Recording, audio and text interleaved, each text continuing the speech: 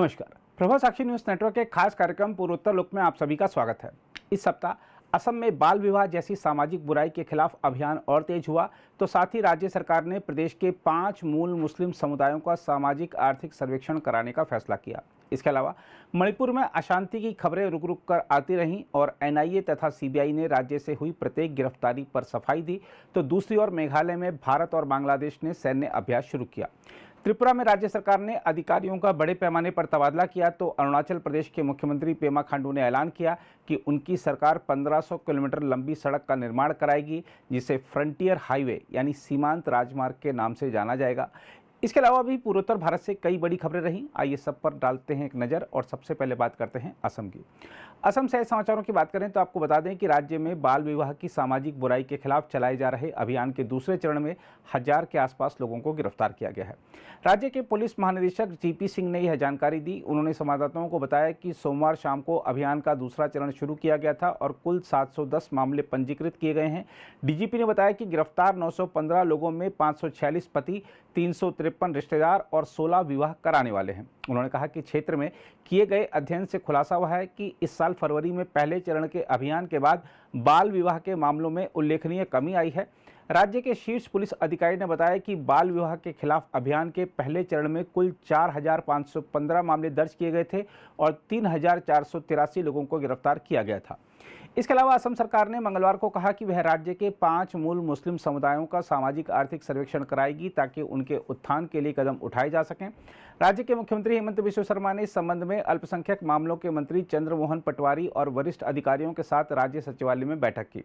वहीं विपक्षी दल कांग्रेस ने इस कदम को बीजेपी के नेतृत्व वाली सरकार की विभाजनकारी रणनीति करार दिया और मांग की कि चयनात्मक सर्वेक्षण के बजाय यह कवायद सभी समुदायों, विशेषकर पिछड़े लोगों के लिए आयोजित की जानी चाहिए।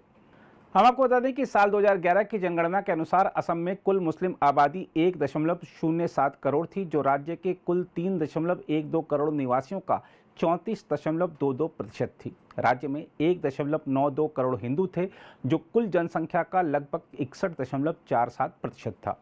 इसके अलावा असम के मुख्यमंत्री हेमंत बिस्वा शर्मा ने कहा कि राज्य सरकार ने ब्रह्मपुत्र और बराक घाटी में चाय बागान श्रमिकों की दैनिक न्यूनतम मजदूरी बढ़ाने का फैसला किया है। शर्मा की अध्यक्षता में हुई मंत्रिमंडल की बैठक में 1 अक्टूबर से ब्रह्मपुत्र और बराक दोनों घाटियों में मजदूरी बढ़ाने का निर्णय किया गया। मुख्यमंत्री ने कहा, मंत्रिमंडल ने चाय बागान श्रमिकों की न्यूनतम दैनिक मजदूरी बढ़ाने का फैसला किया। ब्रह्मपुत्र घाटी में 1 अक्टूबर से दैनिक वेतन 232 रुपये से बढ़ाकर 250 रुपये कर दिया गया है। बराक घाटी में अब श्रमिकों को 210 रुपये के बजाय 228 रुपये मिलेंगे। इसके अलावा असम पुलिस ने कहा है कि राज्य के 4 जिलों में सशस्त्र बल विशेषाधिकार अधिनियम यानी अफ्स्पा का 6 और महीनों के लिए विस्तार कर दिया गया है। गुवाहाटी में असम पुलिस दिवस 2023 के मौके पर आयोजित एक समारोह में पुलिस महानिदेशक ज्ञानेंद्र प्रताप सिंह ने कहा कि 4 अन्य जिलों से अशांत क्षेत्र का दर्जा हटा लिया गया है, जिसके कारण अफ्स्पा लगाया जाता है। उन्होंने कहा, आज से असम के केवल 4 जिलों में अफ्स्पा रहेगा। ये जिले डिब्रूगढ़, तिनसुकिया, शिवसागर और चराईदेव हैं। इसके अलावा टोक्यो ओलंपिक पदक विजेता लवलीना बोरगोहेन को एशियाई खेलों में बुधवार को एकतरफा फाइनल में हारने के बाद रजत पदक से संतोष करना पड़ा, जबकि परवीन हुड्डा को कांस्य पदक मिला। मौजूदा एशियाई चैंपियन लवलीना को 2 बार की ओलंपिक पदक विजेता ली कियान ने 75 किलो फाइनल में हराया। इसके साथ ही मुक्केबाजी में भारत की चुनौती समाप्त हो गई। भारत ने 1 रजत और 4 कांस्य समेत 5 पदक जीते। लवलीना ने मुकाबले के बाद कहा कि मैंने अपना सर्वश्रेष्ठ प्रदर्शन किया, लेकिन स्वर्ण नहीं जीत सकी। मैं अपने प्रदर्शन से खुश हूं। ओलंपिक में पदक का रंग बदलने की कोशिश करूंगी। दूसरी ओर लवलीना के पदक जीतने की खुशी में असम स्थित उनके घर पर जमकर जश्न मनाया गया और उनके पिता ने अपनी बेटी के प्रदर्शन को सराहा। हम लोग नहीं, हमका सारा असमवासी ने वो आशा करता था कि लवलीना ने गोल्ड मेडल जीते एशियन गेम में, लेकिन अभी वो सिल्वर में तो रुक गया। कोई बात नहीं, हम लोग माता पिता होकर ये तो हम लोग का तो महसूस ज़्यादा है, मतलब गौरवान्वित तो हूँ। लेकिन ये बात है कि हारने से जीतने से कोई एक्सपीरियंस मेनली चाहिए। वो अभी वो जब हार गया वो अभी सोचेंगे, वो चर्चा करेंगे क्यों हारा। इसीलिए हम लोग तो संतुष्ट है और जितना हम लोग का असम का वासियों जितना उनका जो स्पोर्ट्स सपोर्ट लोग जितना है सबको मैं धन्यवाद देता हूँ, क्योंकि वो अभी अगला जो पेरिस ओलंपिक है उसमें ज़्यादा प्रिपरेशन करे और हार्ड प्रैक्टिस करे, ऐसा मैं सोचता हूँ। और उनसे भी वो आएंगे तो हम लोग ये इस बारे में बातचीत करेंगे कि उसका क्या मतलब क्या निगेटिव है क्या पॉजिटिव है, ये सब हम लोग देखेंगे। जो पहले था वही रहेंगे, क्योंकि उसका कोच तो चेंज नहीं होंगे क्योंकि कोच तो वो फिक्स रहते हैं 4 साल या 5 साल के लिए। अभी उनका जो प्रैक्टिस का जो टेक्निक है वो टेक्निक थोड़ा चेंज करेंगे किया जाने। और जितना सारा प्लेयर्स के लिए वो अभी ये एशियन गेम में सबका पता चला है कौन सा में वीक है, ये वो लोग सोचेंगे। हाँ, वो बॉक्सिंग में जितना बॉयज़ एंड गर्ल्स सबको ये मेडल सिल्वर इसका पहले मिला है, और एक है क्या जाने आज, और एक प्लेयर्स है बॉयज़ का फाइनल। अभी इसी टाइम पे तो अब तक तो वो सिल्वर पहला ये है बॉक्सर, और दूसरा वो ब्रोंज में रहते हैं। त्रिपुरा से समाचारों की बात करें तो आपको बता दें कि राज्य की एक विशेष पॉक्सो अदालत ने 6 साल की बच्ची से दुष्कर्म और उसकी हत्या के मामले में 2 लोगों को मौत की सजा सुनाई है। यह मामला 2019 का है। सहायक लोक अभियोजक सुदर्शन शर्मा ने कहा कि 17 जून 2019 को उत्तरी त्रिपुरा के धर्मनगर में बच्ची का उसके पड़ोसियों ने अपहरण कर लिया था। सुदर्शन शर्मा के मुताबिक बच्ची के माता पिता ने बाद में पुलिस में उसकी गुमशुदगी की शिकायत दर्ज कराई, जिसके बाद बच्ची का शव उसके घर से लगभग 6 किलोमीटर दूर एक चाय बागान में मिला था। पुलिस ने इस मामले में जांच कर दोनों को बच्ची से दुष्कर्म व उसकी हत्या का जिम्मेदार मानते हुए आरोप पत्र दाखिल किया था। इसके अलावा केंद्र ने मंगलवार को त्रिपुरा के उग्रवादी संगठनों national liberation front of Tripura और ऑल त्रिपुरा टाइगर फोर्स के साथ साथ उनके सहयोगी संगठनों पर विभिन्न विध्वंसक गतिविधियों में शामिल होने और देश की अखंडता और संप्रभुता को खतरे में डालने के लिए 5 साल का प्रतिबंध लगा दिया। केंद्रीय गृह मंत्रालय ने एक अधिसूचना में कहा कि NLFT और ATTF का मकसद इस उत्तर पूर्व राज्य के अन्य सशस्त्र अलगाववादी संगठनों के साथ मिलकर सशस्त्र संघर्ष के माध्यम से त्रिपुरा को भारत से अलग करना और एक स्वतंत्र राष्ट्र की स्थापना करना और इस राज्य के मूल निवासियों को इस पृथक्करण के लिए भड़काना है। मेघालय से समाचारों की बात करें तो आपको बता दें कि राज्य पुलिस ने पूर्वी जयंतिया हिल्स जिले में एक ट्रक से करीब 50 लाख रुपए मूल्य की प्रतिबंधित फेसेंडियल कफ सिरप की 44,000 से अधिक बोतलें जब्त की हैं। पुलिस ने यह जानकारी दी। पुलिस ने एक गुप्त सूचना के आधार पर लमसनोंग में विपरीत दिशा से आ रहे 2 ट्रकों का पता लगाया, जिनका पंजीकरण नंबर एक ही था। जिले के पुलिस अधीक्षक जगपाल धनुआ ने बताया कि असम की ओर से जा रहे ट्रक को रोकने पर चालकों ने भागने का प्रयास किया और उन्हें पकड़ने की कोशिश के दौरान दोनों ट्रक को छोड़कर फरार हो गए। जब पुलिस ने ट्रक की तलाशी ली तो प्रतिबंधित फेसेंडेल सिरप की 44,900 बोतलें यानी 100 मिलीलीटर की बरामद हुई। नवीनतम जब्ती मेघालय पुलिस द्वारा नजदीकी पश्चिमी जयंतिया हिल्स जिले में एक नकली फेसेंडेल फैक्ट्री का भंडाफोड़ करने के कुछ दिनों बाद हुई है, जिसमें 3 लोगों को गिरफ्तार किया गया था। इसके अलावा भारत और बांग्लादेश ने मंगलवार को मेघालय के उमरोई में सैन्य अभ्यास शुरू किया, जो 2 सप्ताह तक चलेगा। रक्षा मंत्रालय ने कहा कि अभ्यास संप्रीति 11 भारत तथा बांग्लादेश के बीच रक्षा सहयोग को और बढ़ाने, गहरे द्विपक्षीय संबंधों, सांस्कृतिक समझ और साझा अनुभवों से पारस्परिक लाभ को बढ़ावा देने के लिए है। इसने कहा, दोनों देशों द्वारा बारी बारी से आयोजित किया जाने वाला यह अभ्यास मजबूत द्विपक्षीय रक्षा सहयोग पहल का प्रतीक है। 2009 में असम के जोरहाट में इसकी शुरुआत के साथ इस अभ्यास के 2022 तक 10 सफल संस्करण हो चुके हैं। अभ्यास में दोनों देशों के लगभग 350 कर्मी भाग ले रहे हैं। बांग्लादेशी दल में 170 कर्मी शामिल हैं, जिनका नेतृत्व 52 बांग्लादेश इन्फेंट्री ब्रिगेड के कमांडर ब्रिगेडियर जनरल मोहम्मद मफीहुल इस्लाम राशिद कर रहे हैं। बांग्लादेश की सेना की ओर से अभ्यास में भाग ले रही प्रमुख इकाई 27 बांग्लादेश इन्फेंट्री रेजिमेंट है। भारतीय दल में मुख्य रूप से राजपूत रेजिमेंट की एक बटालियन के सैनिक शामिल हैं। माउंटेन ब्रिगेड के कमांडर ब्रिगेडियर SK आनंद भारतीय दल का नेतृत्व कर रहे हैं। मणिपुर से समाचारों की बात करें तो आपको बता दें कि राज्य के इम्फाल वेस्ट जिले में फिर हिंसा भड़क उठी, जहां कम से कम 2 घरों में आग लगा दी गई और कई राउंड गोलीबारी हुई। पुलिस ने गुरुवार को यह जानकारी दी। पुलिस ने बताया कि यह घटना बुधवार रात करीब 10 बजे पटसोई पुलिस थाना क्षेत्र के न्यू कीथेल मनबी की है। उन्होंने बताया कि हमले के बाद आरोपी मौके से भाग गए, जिसके बाद से इलाके में तनाव है। पुलिस ने बताया कि सुरक्षा बलों और अग्निशमन विभाग के कर्मचारियों ने आग पर काबू पा लिया। उन्होंने बताया कि घटना के बाद इलाके में इकट्ठा हुई मेइती समुदाय की महिलाओं को सुरक्षा बलों ने आगे बढ़ने से रोक दिया। पुलिस ने बताया कि इलाके में अतिरिक्त सुरक्षा बल तैनात कर दिया गया है और स्थिति नियंत्रण में है। इसके अलावा एनआईए और सीबीआई ने कहा है कि मणिपुर में प्रत्येक गिरफ्तारी जांच टीम द्वारा एकत्र किए गए सबूतों पर आधारित है। एनआईए और सीबीआई का यह बयान ऐसे समय में आया है जब आदिवासी समूह मणिपुर में एनआईए और सीबीआई पर मनमानी और ज्यादती करने का आरोप लगा रहे हैं। केंद्रीय एजेंसी ने कहा है कि जातीय आरोप वाले माहौल में यहां काम कर रहे एनआईए और सीबीआई के अधिकारियों को 2015 में सेना के जवानों पर हुए हमलों सहित विभिन्न मामलों में जांच पूरी करने के लिए कठिन काम का सामना करना पड़ रहा है। हम आपको बता दें कि इंडिजिनस ट्राइबल लीडर्स फ्रंट द्वारा लगाए गए आरोपों का खंडन करते हुए दोनों एजेंसियों के अधिकारियों ने कहा है कि किसी भी समुदाय, धर्म या संप्रदाय के खिलाफ कोई पक्षपात नहीं किया गया है और केवल भारतीय दंड संहिता की नियम पुस्तिका का पालन किया गया है। अरुणाचल प्रदेश से आई खबरों की बात करें तो आपको बता दें कि राज्य के मुख्यमंत्री पेमा खांडू ने कहा है कि सरकार 1500 किलोमीटर लंबी सड़क के निर्माण, जिसे फ्रंटियर हाईवे के नाम से जाना जाएगा, और राज्य के दूर दराज के इलाकों को जोड़ने के लिए एक अतिरिक्त 1000 किलोमीटर लंबी सड़क बनाने की योजना बना रही है। इस अत्याधुनिक राजमार्ग को भारत, तिब्बत, चीन, म्यांमार सीमा पर बनाया जाएगा और यह वास्तविक नियंत्रण रेखा तथा अंतर्राष्ट्रीय सीमा से महज 20 किलोमीटर दूर स्थित होगा। खांडू ने कहा कि सीमांत राजमार्ग की सामरिक रूप से काफ़ी अहमियत है। यह अरुणाचल प्रदेश में सड़क संपर्क में परिवर्तनकारी बदलाव लाएगा। यह सेना के लिए भी फायदेमंद होगा।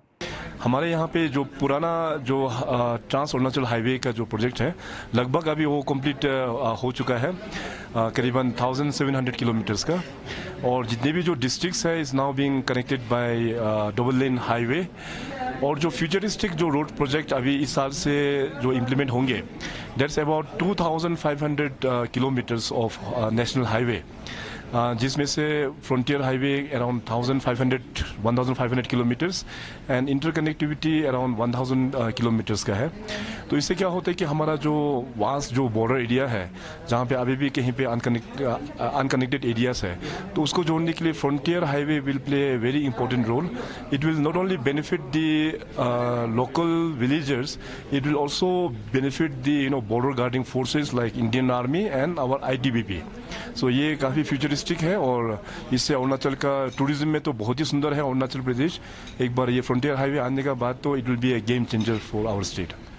वैसे लॉन्ग टर्म कनेक्टिविटी में तो हम लोग थ्रू केबल हम लोग ऑलरेडी प्लान बनाया हुआ है, बट लेकिन इमीडिएटली कनेक्टिविटी देने के लिए माननीय PM साहब ने more than 1000 4G towers Arunachal को सैंक्शन किया हुआ है, जिसका काम अभी सब क्षेत्र में शुरुआत हो गया है। कई सारा 4G towers across Arunachal Pradesh, खास करके बॉर्डर एरियाज में एक्टिवेट हो चुका है। अभी जो बैलेंस जो अभी काम चल रहा है उसको भी हमने टारगेट दिया कि विद इन 6 मंथ्स इसको कंप्लीट करें, ताकि जो डिफेंस पर्सनल्स हो और अपना जो गांव वाले हैं उनको कनेक्टिविटी, डिजिटल कनेक्टिविटी से हम लोग जोड़ पाए। So I have given the timeline of 6 months. Arunachal, no doubt it's one of the most toughest area of our country, toughest state, लेकिन side by side it is one of the most blessed state also in terms of resources. तो हमारा यहाँ का जो GDP है in 2015 it was around 20,000 crores. अभी का जो है it has touch almost 40,000 crores, almost double हो गया है। तो हमारा यहाँ पे जो रिसोर्सेज है वो भी ईयर वाइज हम लोग काफ़ी बड़ा पा रहा है। रिसोर्सेज में Arunachal is number 1 in hydro power potential. तो हाइड्रो पावर में हम लोग in a big way we are going ahead.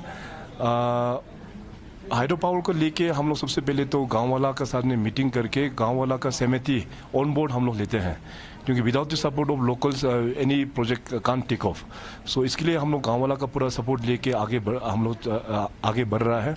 Recently we have done an MOU with our government of India PSUs like NIPCO, NHPC, SJVN and NTPC। कुल मिला के 11,500 megawatt power projects का हम लोग ने MOU किया है।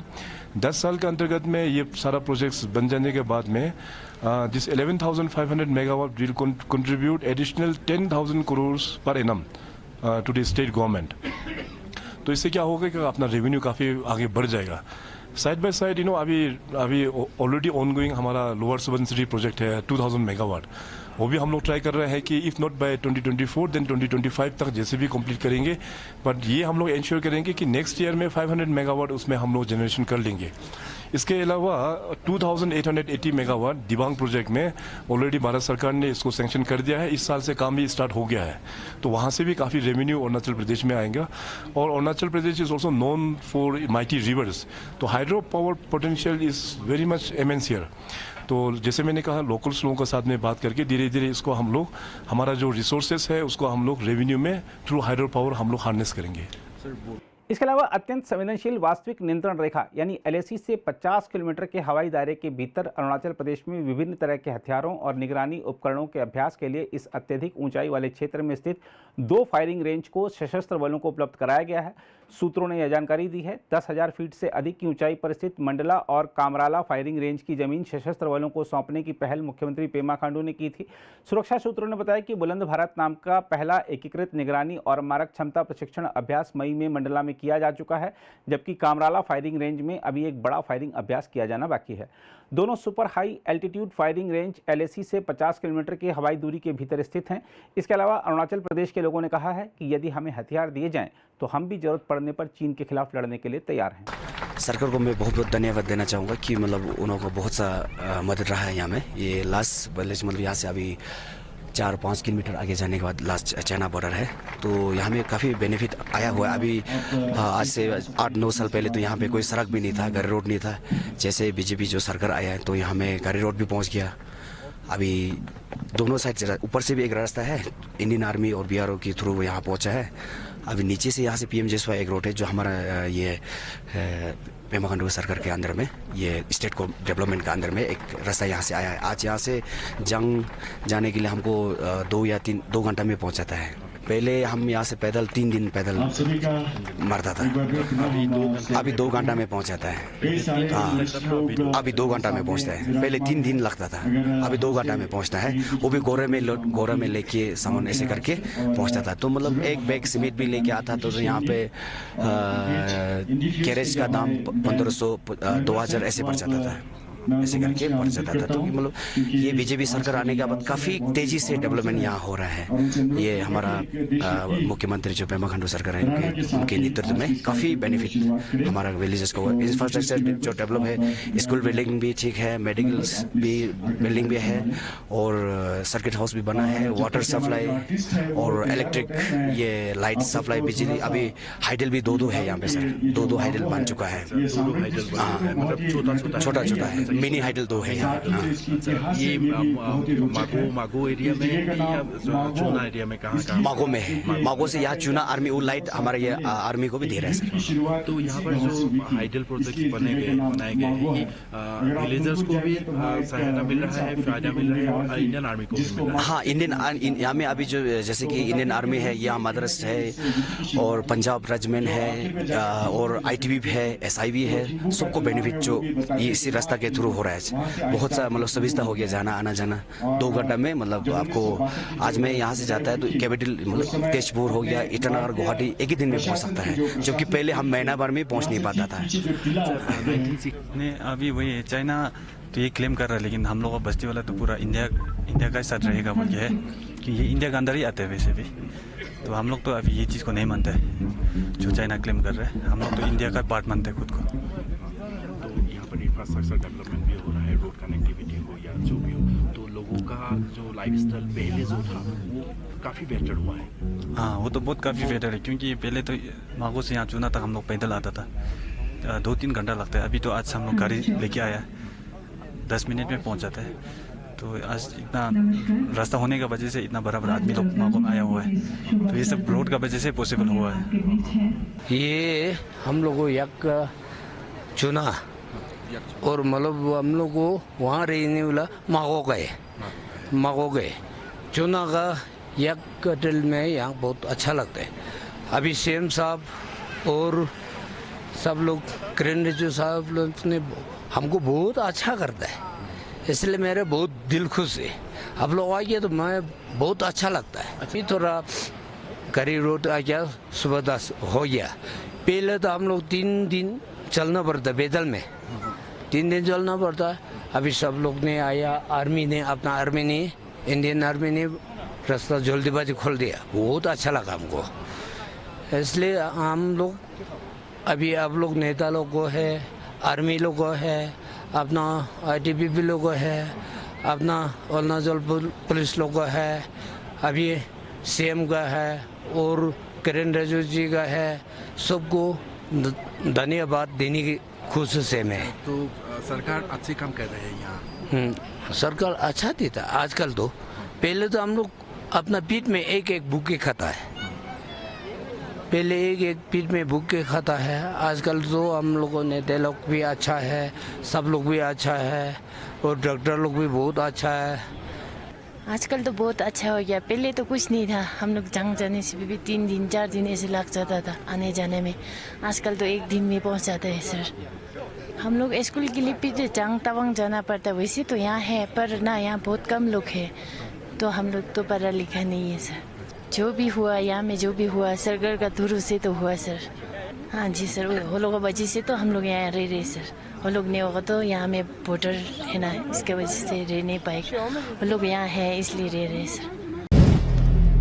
अगर आप भी लेना चाहते हैं देश दुनिया की तमाम जानकारी तो आज ही सब्सक्राइब करें हमारे चैनल को।